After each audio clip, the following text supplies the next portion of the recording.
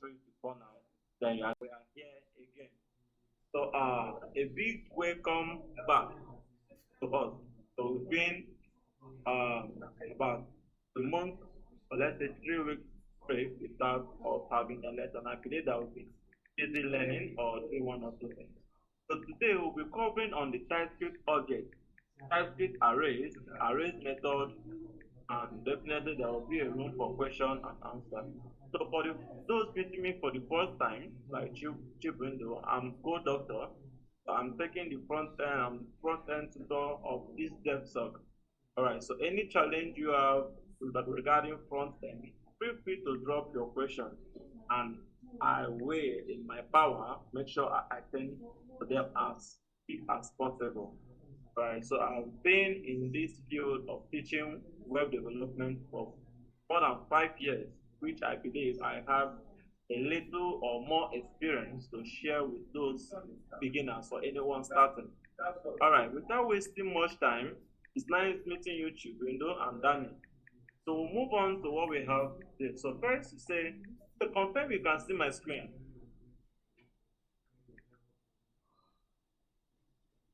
Chibundo, confirm you can see my screen.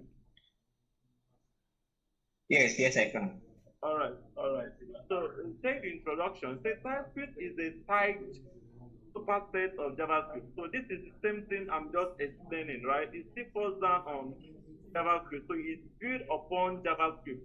It's just like it's running with JavaScript. This is the engine it's running on, right? So just a superset of this. So everything still compiles back to JavaScript, which helps catch errors early using type, right? So we've done basically this in our introductory part. So the essence of this is just to help us make it more secure and catch errors. So we don't make unnecessary errors like the type errors, right? And see what we specify. So we move to what we have the objects and the arrays. So these two things are all used to store and manage data. So if you are good in JavaScript, objects and arrays shouldn't be strange because it's still the same syntax. Alright, just that we'll be indicating some patterns or how we use it on TypeScript and indicating the the data types. But if you're already good in JavaScript or have an idea on JavaScript, you should be able to understand object and array. Nothing changes. They are all used to store and manage data. So note, TypeScript adds type safety to both an object and array. So these items we are calling it TypeScript object and array. So these are type safety. So as we proceed, you will see how we are able to secure these things and not make it open or vulnerable to anybody to access. So we specify how our object looks like, and nobody can tamper it, can't change it, except whatever we have specified. So first, what is an object? So an object stores key value pairs. So these are the key words for an object. Right? Object is a key value pair. So what we mean by a key value pair, it has a key and it has a value. Right? For instance, here you can see that we have kind of a subject and a value, a parameter and a value, a key and a value. We are saying the same thing. All right, so that is how we differentiate an object. Just look like a question and answer. They say name, what is your name? You have to provide your name, your age, right? So object looks like a question and answer. Both of them go pari passu. They have hand in hand. So you can't just specify one and leave one. There must be a key and there must be a value. Right? That is an object. You can say height. There must be a height, maybe 5 point something. In age, you should give me an age. A name, there should be a name. A country, there should be a country name. A state, there should be a state, a city, just like that. So these are kind of information or data we can save using an object. Right? So you can start thinking and think of an object, a human to be an object, or a car to be an object, or anything to be an object, and you can store their information. Like for instance, a car can be an object, and we can have a make, right? We can have a model, we can have the year of manufacture, we can have the color, we can have the brand, and so on and so forth. So many. So many. You can have the kind of engine and so on and so forth, depending on what you want to store. So that is object, a key value pairs. So keys are usually strings. Alright, so the keys are usually strings. So these are the keys here. You can see. So they are usually strings. So why you most times in normal programming, we know that strings are all wrapped in a single or a double quote. That's how we indicate a string. But in JavaScript, the keys are usually string behind the string. If you don't add the string here, JavaScript or TypeScript will add the string. JavaScript will add the string behind the string, right? They will add it up because the string are usually um, string. But TypeScript also give us a preview that we can make these um, keys not to be strings. You can actually define different things, maybe using a number. TypeScript give us the room to do that. All right, so values can be any type. Values can be any type. So the values can hold a string, can hold a number, it can hold a boolean, it can hold a method, it can even hold an object, another object, a child object, can even hold an array. Right? You can see it can hold as many data type as you can think of. The object with type notation. So this is what makes TypeScript a bit higher than JavaScript, vanilla JavaScript. So TypeScript allows you to define object structure. So you can see it just like this picture. When I define my user to be the user object, I say that I want it to be in a way that my parameter, a key of name, must be a string. The age must be a number, and each student must be a boolean. So that means when I'm defining my object, when I specify the value for the key, it must be a string. If I write a number here, TypeScript will throw an error immediately. If I write a number here within the name, TypeScript will give me an error immediately because I have already defined this using the type notation saying his name must be a string, the age must be a number, and his student must be a boolean. Alright, so in this part it must be a true or false. If you provide anything outside boolean, TypeScript gives you an error immediately.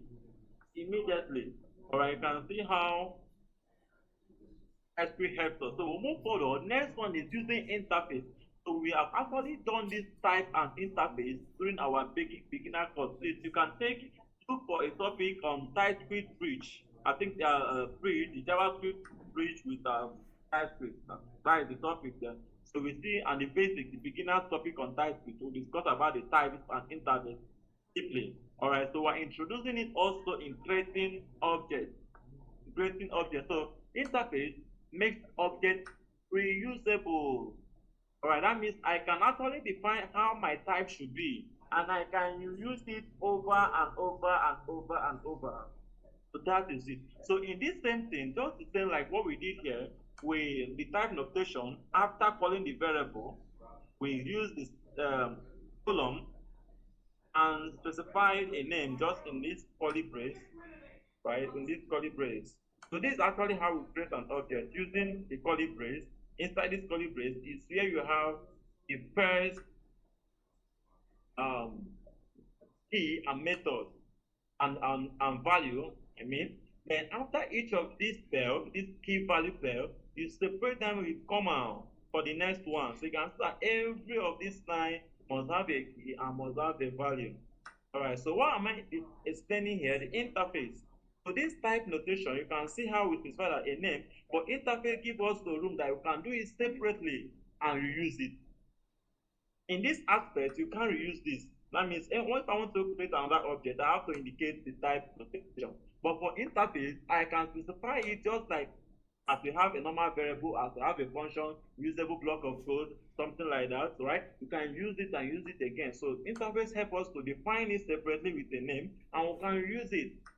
You can see that interface, you just call by the keyword interface.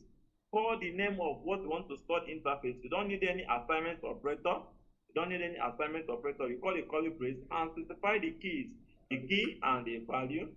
Is just the type you want to hold. So I have structured this to say, oh, this is how the kind of object I want. I want the object of the key must be a name. The name must be string. The next one will be a age. The next it must be a number, and a student must be a value. Then how do I use it in my object to inherit it? Just the same thing, just Shit. like when we have this type notation. Instead of passing up all these long notes, you just passing the name of the interface and you inherit it. So whenever you want to create another object, you can just call it and still use the same capital letter you use and it still inherits it.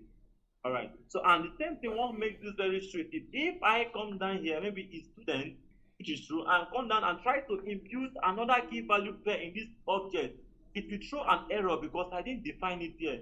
So you can see the kind of a safety.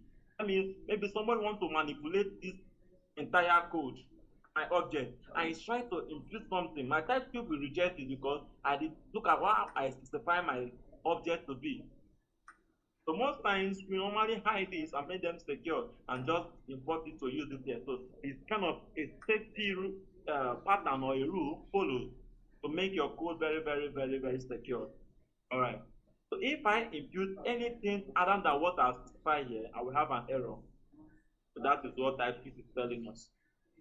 So next one is the optional and read-only properties. So the same thing we have here. So for instance, this is optional, right? So what makes this optional is that if I'm defining, just like when I'm using it here, like for instance, what makes this optional is just to add a question mark here. So if at the end of this age or the name I add a question mark, what it means is that when I'm using it, I can call it, I might not call it. It does not give me any issue. So I can say it's optional. I can define age, I cannot define age. So don't give me a problem because I say it's optional. So that is what we mean by this optional. Alright? So if I say optional, I can actually call it or not call it. But when you say read only and you say this is just read only, it means it cannot change. It's just there. It's fixed. You can't change it. You can't change it. Alright? So that's what I mean, just like our constant, something that is constant. Right? That is another word to use. So when you say this is read only, it remains that way. You can't change. So next one is the object method. Object methods. So object can contain function. That's the same thing I said now. Right? I said that this object can hold any data type. Any data type. And you can see that this one is holding a string. The second one, we are defining a function for it. We actually have another way of defining this by calling maybe the key and define a function without a name. It will just take up the key name, right? I can say greet and I open a curly braces there, maybe this parenthesis and use an arrow function for it, or I can use the keyword function without adding a name. It will take up the key name as the name of the function. All right, or you can just define this, call this greet as a function, and I say this will return a string. You return a string. You can see how data type or TypeScript helps us to make this our data type very, very strict. It must return a string. Anything I write there return a number, it will give me an error. So we have done this function in our previous course, so you can go through and learn about function and TypeScript function. All right. So what the idea here is that objects can also hold function, but in this case, we don't call them a function. We call it method. So any function embedded in an object is called a method.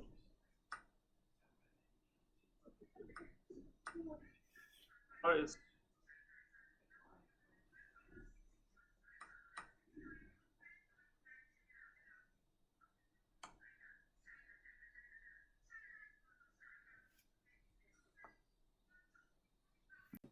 Maybe in our next class, I will do more practical on this. So assessing object properties. So how do we assess this? Let's assume we created this object user. All right, we created this object user, and this user has these key value pairs or three key value pairs: the name, the age, and his student.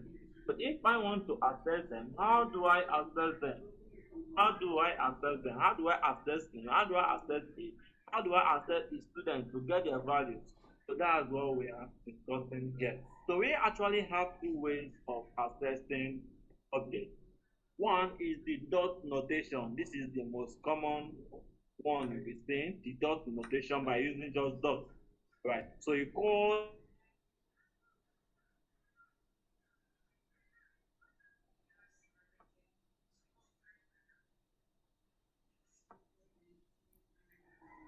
let me see if I name maybe Emeka, Ima, Chibundo, all right, Danny, and so forth and so on. Right. So that is the same thing with access. So we use the dot notation. We use the dot notation. Just you can see here, user dot name. It will actually bring my name, right? And I say user dot age. It will actually give me my age in that object. So we are referencing the same object we have here, all right? So we are referencing this object we have here. So that is how we access using the dot notation. Another one we have is the bracket notation. It's not very common, but it's very helpful.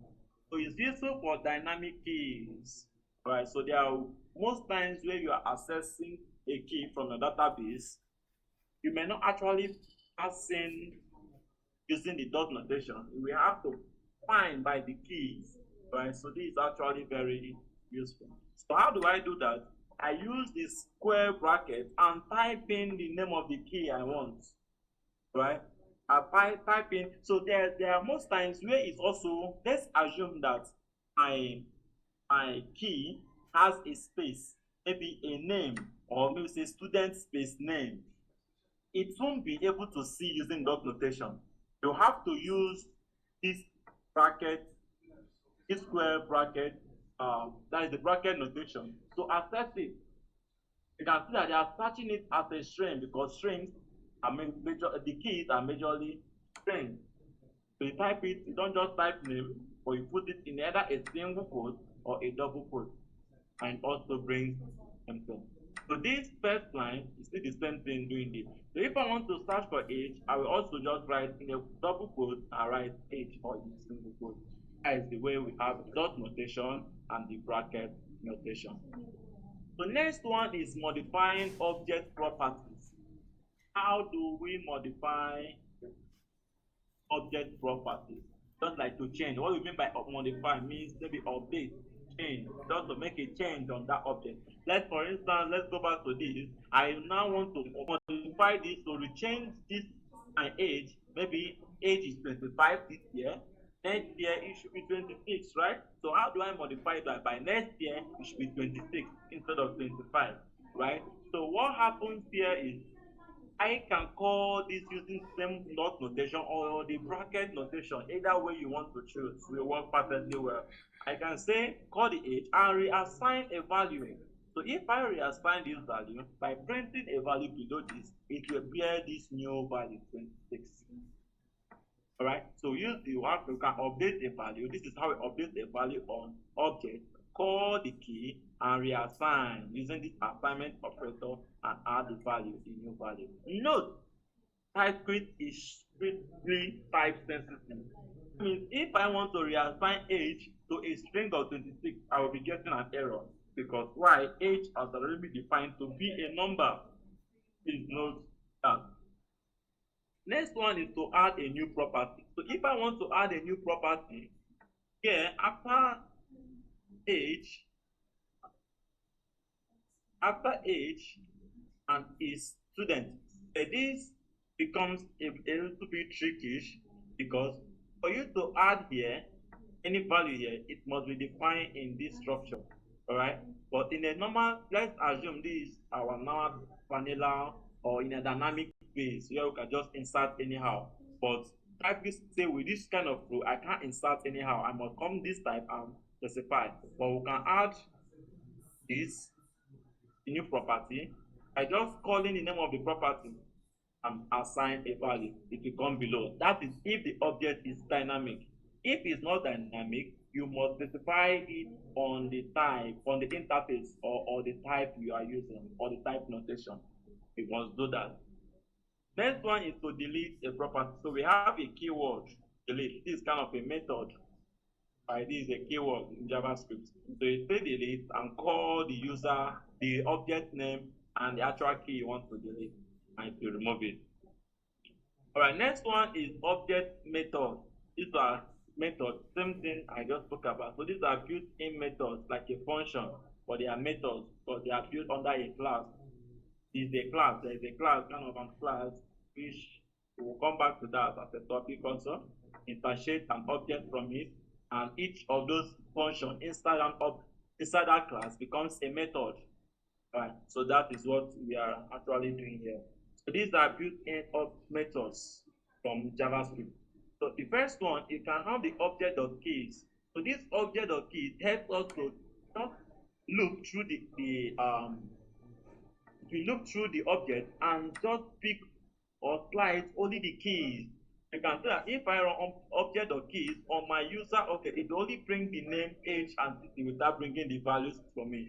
And we also have another one for values. This value only bring the values for me and not no key. Alright, these are the method. Another one is the entries. So this one is just like it will separate each section to look like an element. So it makes an array. So we are coming to that as a topic. So it makes it becomes an element. So each section becomes kind of an element on its own with their value. A name and a key and a name becomes one element, and the next one another element, and so on and so forth. So now we're moving to arrays. So this actually one shot to array. This is very last very structured into an array. But if I run the data type of this, it will definitely be an array. This one.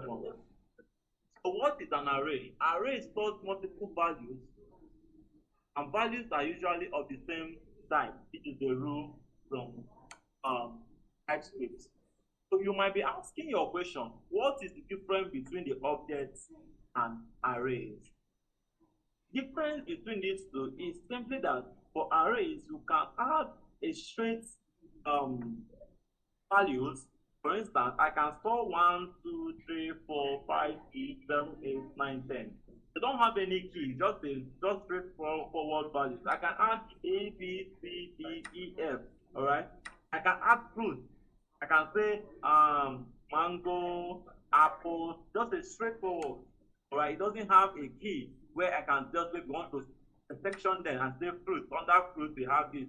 Right, I say under food there are two names, under name there is name. Right, I can maybe under numbers I can 1 to 3. That is for object. The object has a key and a value. But for array, is just a straightforward values separated with comma. So those values in an array, we call them elements. So it's an element of array. Element of array. Right, so an array stores multiple values, and TypeScript says that the values must be of the same type. If you are familiar with JavaScript, you know how we create an array. An array is using this square bracket, just like you can see a straight value separating by comma. But for TypeScript says, no, you must give me a type notation of this. So you call this array name and put this column and tell me that is it a number or is it a string? What kind of element do you want to store? So you must specify the type. Is a rule of data type of TypeScript. You must specify the type. So if any other data type included here, then it will give an error. How do I make this dynamic? Someone may have asked if I want to be dynamic. Simply, if you want to be dynamic, all you just have to do, just don't include this type, and just leave it like the way we define our normal Java let numbers. You cannot add it anything. By default, it becomes dynamic. All right. So the next one is the arrow type syntax. Arrow type syntax. So there are two ways to define arrays. How do we define arrays? We have two ways. One, by the normal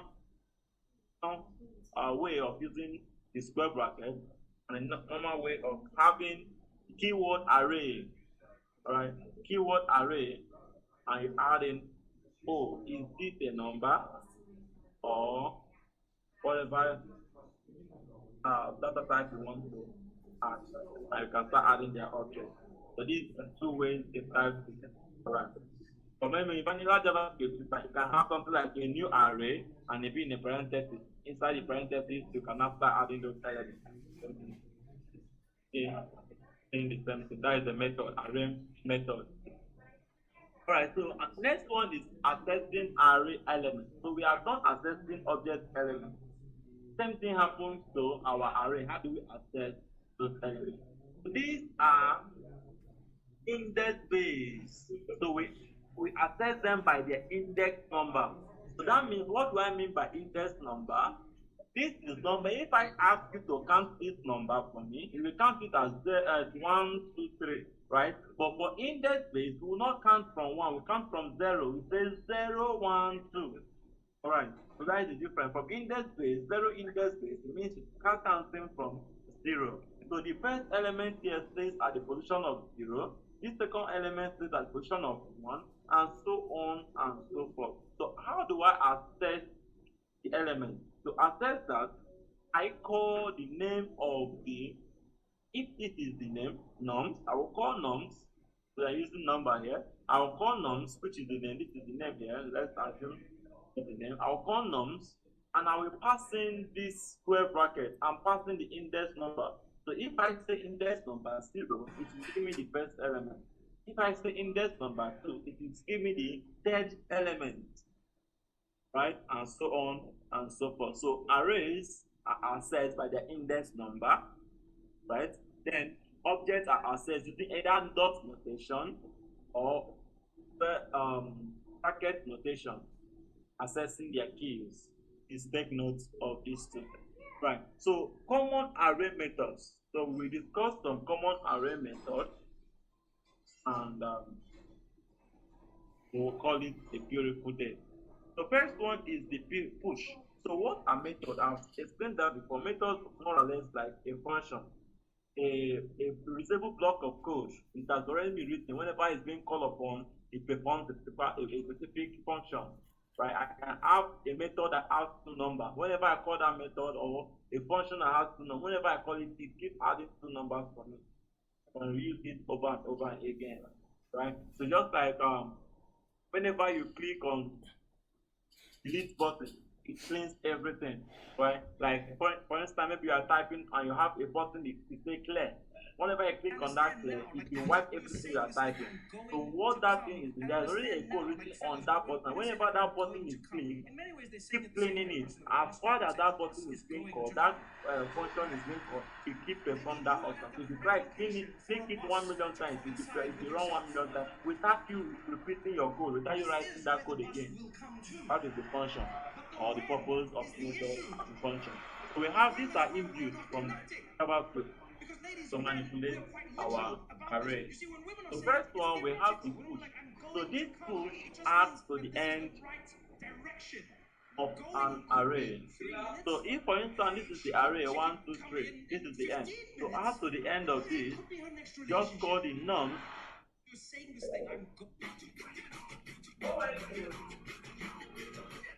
Nums but push. So inside this push, you now specify what am I adding to the end, the element, right? So if the element is a number, the data type I define is the number. Make sure that you are pushing in a number. Just like I want to push it into this. So if I say push nums dot push, I say 4. You come down here and add 4. Come 1, 2, 3, 4, and so on and so forth. The next one is pop. So pop removes, you don't need any parameter here. You don't need any parameter or argument here in this option. So you just call pop, and if you remove the last element. So if I say num dot pop, you take away 3, which is the last. You take away 3. And next one is the shift. So shift removes the first. It removes the first. Just like the pop removes the last, shift removes the first. So in our advanced programming, like C, then you'll be doing something like sorting, right? There's some kind of sorting, how they manipulate or manipulate our array element by shifting, right? So actually shift this from this and keep going. That is kind of advanced. So this shift, they just remove the first, just shift like the next element, take over the position of the first one. It is not actually removing it. It's just like saying, you come to this position, you come to the next position. In the sense, this first one will leave. That's what we mean by that shift. That's what we mean. All right. So next, to unshift is to add to the beginning. So you want to add something to this beginning. At the beginning, you use unshift. Unshift. So we'll do more practical on this. The next one is includes. So this includes actually returns a true or false, a Boolean value. So I can say, does this array include 4? For instance, so if I say does number does include 4, it will come and search through. Is there anything like 4? No 4, it will return false. But if I say nums does include 1, you search through these elements and if you see yes, there is 1, matches to say true, it returns true or false. So the next one is the index of. So if you want to know what number is this index of, so, like for instance, there is maybe, let's assume that we have 1,000 students or 1,000 names for elements in an array, and your own name is Chibundo. You want to access the Chibundo. You don't know the index number Chibundo is represented because it's a large element. You can actually call this method index of and search nums or the whatever array it is, maybe names dot index of. You now type correctly the way the element is written, Chiwendo. Once you type Chiwendo, it will tell you the number of the position of the index. So if it's on position 200, the index number, remember index number 0 index starts from 0, 1, 2, 3. So it will tell you that the position is 200. That is how it is. So maybe in our next class, I'll try to prepare something that will allow us make a practical on this. Just go through them practically to see how they work. And the next one is slide. So this does not change the original, right? So this one just create kind of another copy. You should create another copy, mirror copy of the original. You just duplicate it. I can actually slice this. I can say I want to slice from index 1 or index 0 to 2. So if I say slice num.slice from 1 to 2, what will happen is that it will just say from 0, 1, 2. Yes, it will bring, you just will bring this one and save it to another variable for me. So you just slice that, just like the word slice, add this part from here to here and save it to another variable. It does not change the main original value. It's not that. Alright, so these are the few things we'll be discussing on arrays and objects. Though there are more, but these are the basics. These things you must know, right? So before talking about, we have not done loops that can involve you iterating an array, iterating an object, those kind of advanced, a little bit intermediate, right? So as you proceed, you will see in there. You have some arrays that can manipulate those. But these are the methods for now. These are methods that can be used. Okay, please, any questions? And let's do discussion. So, Chiwendo and Daniel, did you get what we just discussed so well, or is it confusing, or were I just speaking in the Latin? Please, you can unmute your mind, Chiwendo and Daniel.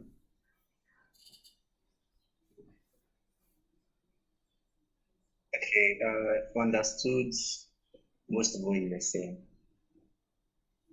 Almost everything. You said you understood everything. Almost everything. Almost everything. I should believe so because you said you already have an idea on JavaScript. Yeah. You can see different structure. It's where structure. There's a key and there's a value. All right. But arrays just stores collection of data. So you just gather them together and keep going. Just like, okay, let me ask this question. At this state and capital, Abia, Umuaya, what kind of data will you use to store it? I'll probably answer me.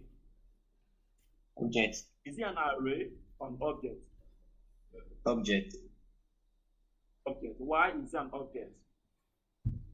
Because it requires a key pair. That's like a key and a value. The key and there will be a value, right? There Yes. will go for the state and we need the capital.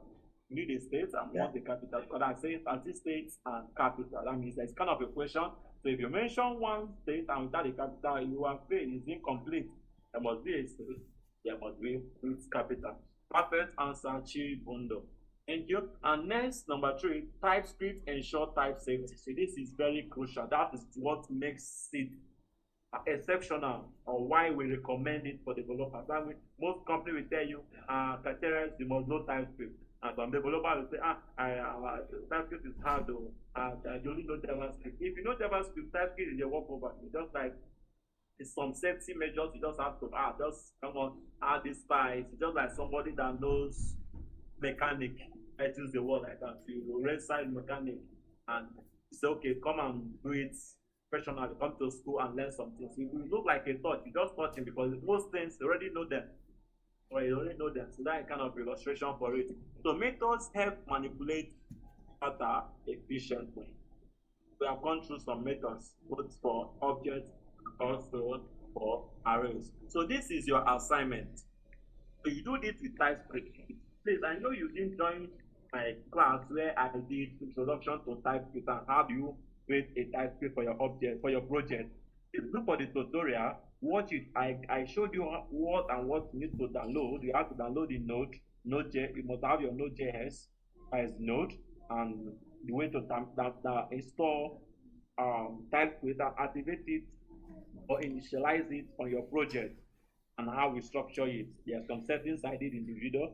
Go through the video and set up your TypeScript and do this assignment. Even though you don't want to go through my video, you can also search through other means and see how you see the same thing. Whatever means you need to learning it, you see the same thing. We are all saying the same thing. All right, how you create it or activate or initialize TypeScript in your project.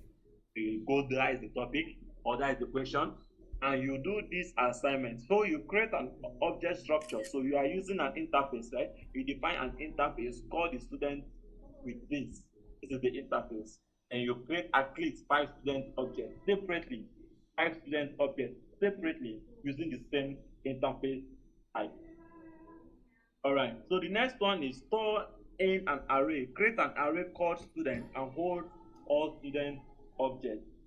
So all these objects you have created, create an array and hold them in the array. That will be simple.